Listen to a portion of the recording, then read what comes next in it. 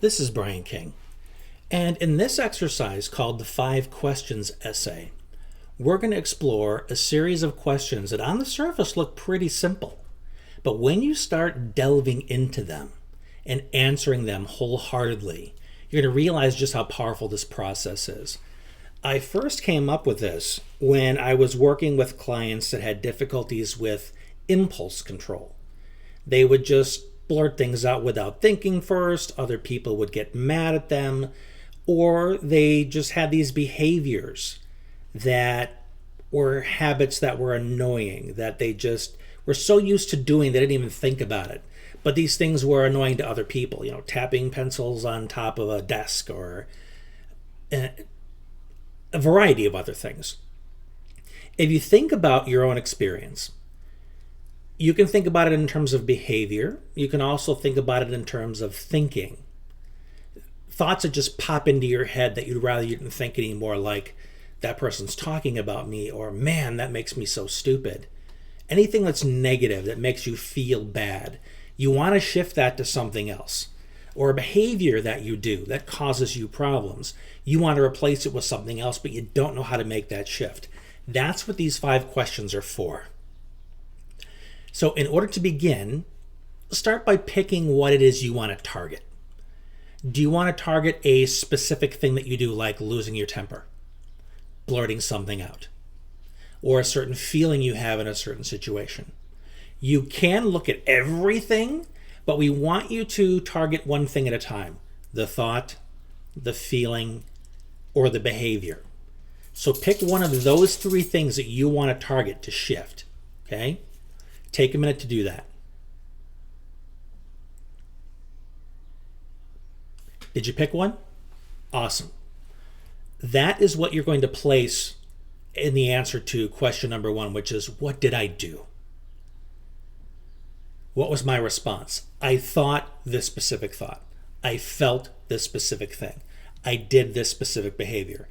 Be as specific as possible, because if you can't identify it specifically, you can't address it specifically. So answer question 1 with the thought, the feeling, or the action that you want to address. Now, the second question in the exercise: why did I do it?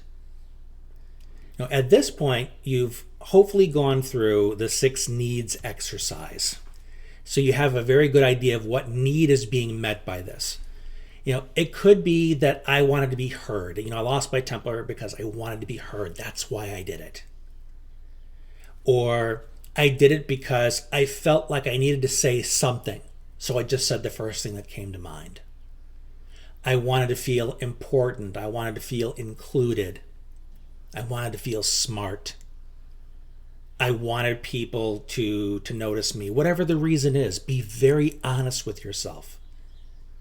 Because any kind of denial or rationalization here is going to stand in the way of you making the shift that you want to make. So go ahead and write down the answer. Why did I do it?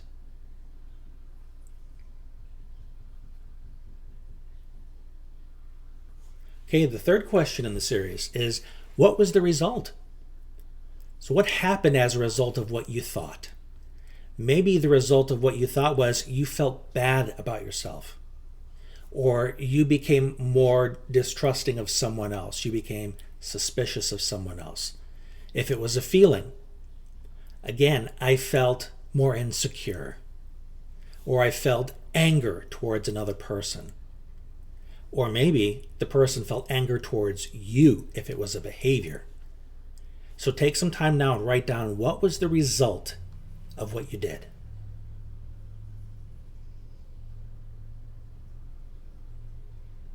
Now here's where we get into the shift with the 4th question. What will I do next time? So this is where you decide what would get me a better result. So if you're thinking negatively and you don't like the way that you feel when you think that, think of a thought that will give you the feeling that you do want to have. Maybe you want to feel more confident in a difficult moment.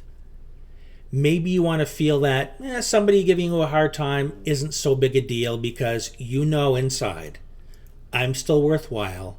I'm still a good person, no matter what that person says to me. So think of a thought that is a good replacement and write it down.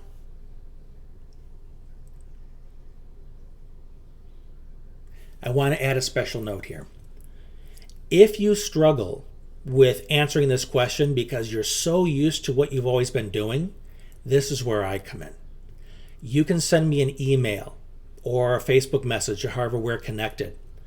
Tell me what it is you're used to doing that you want to shift, and tell me you're having difficulty coming up with a replacement idea, thought, feeling, behavior. And we'll brainstorm together to help you come up with some ideas. And when we find the one that really seems to fit for you, that you feel excited about, then that's the one we'll go with, okay? So when you're ready, we'll move on to the next question. Last but not least is, why is that a better option?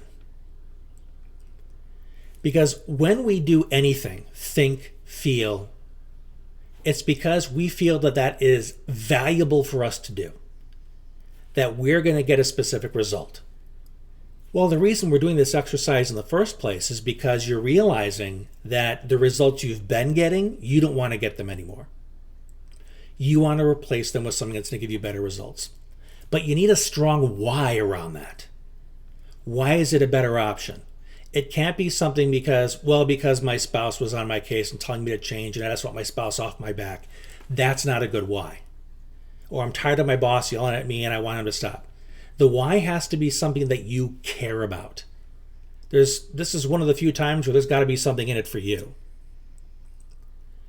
Because if the why isn't strong enough, you won't have that emotional pull towards this new behavior. In some cases, your why can be that there is too much pain in continuing to do things as I've always done them. And if that's a powerful driver for you, then let's start with that. But we also want to balance it out with a positive why. People will be more comfortable being honest with me because I don't have a temper anymore. And if I don't have a temper anymore, people will want me around more. They'll invite me out to lunch because they won't be afraid that I'm going to blow up. Something along those lines. We can get more and more specific with this as we process it together. Because what we ultimately want to find is not something superficial. We want to find something that is so important to you that you become emotionally and mentally invested in it, that you really, really, really want this change. And again, if you're unsure what to use, we will process it together. So that is the 5 questions essay. By essay, I don't mean 5 pages. You can fit this on 1 page or less if you're very concise. The important thing is that by going through this process, the feelings that come along with the current behavior and the new behavior really show up inside of you. Because emotions basically stand for energy in motion. So by stirring those things up, we're helping you find energy to shift, some leverage to make that change. And if the initial answers to these questions don't really move you in that way, okay, we'll go a little deeper. Because often that's where the treasure is found, is when you delve deeper into something. So you see what I meant when I said on the surface it seems pretty simple, but once you get into it, you see how powerful it can be. So go ahead and have a go at these 5 questions. And anything that you need from me in the process, ask. That's why I'm here. So until then, here's to your success.